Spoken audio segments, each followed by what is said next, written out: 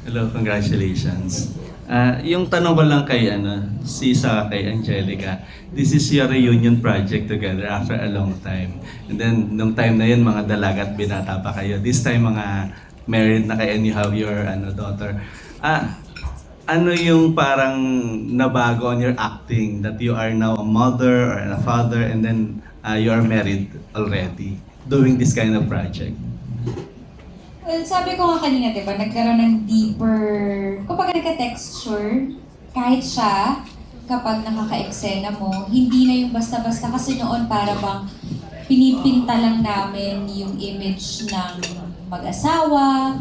Kasi yung isang project din namin, nung nag-teleserye kami with Direk Jeff, mag-asawa kami, seeking for, annulment tayo nun, di ba? Custody din ng bata. So, although may lightness yung pag-take doon sa serye namin na yun, but still, hindi kami makakasal nun. So, para bang hindi talaga namin alam yung pain na pwedeng maging proseso ng dalawang taong pinagdadaanan yun. So, parang mas naging seryoso yung pakiramdam namin ngayon dahil alam na namin kung ano yung pwedeng mawala at yung totoong pakiramdam na ang hirap pala kapag ito na yung pwedeng mangyari sa'yo. And of course, noon, pagkatapos namin mag-shoot, kung saan-saan kami natatagpuan nito, mga para kaming pariwara. Ngayon, pagkatapos ng shoot namin, nagmamadali kami umuwi sa mga kanya-kanya naming bahay. Kasi nga, syempre, may purpose na kami ngayon. Noon, lost eh. Masaya lang kami noon, tara, inom pa tayo. Ganun. Ngayon, uwi na tayo. Oo, miss ko na yung anak ko. Ganyan. Bilisan na natin. Pakitaan ng video. Pakitaan na kami.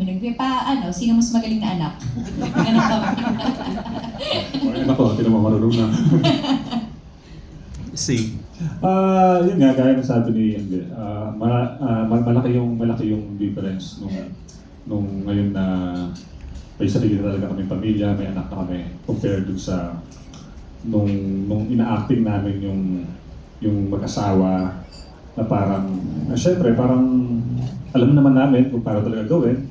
Syempre gagaling-galingan kami kung paano namin gagawin yung mga scenes. Pero nung ginawa ko na itong Unmarried, hindi ko na kailangan parang, yung nawala yung sa utak ko yung performance.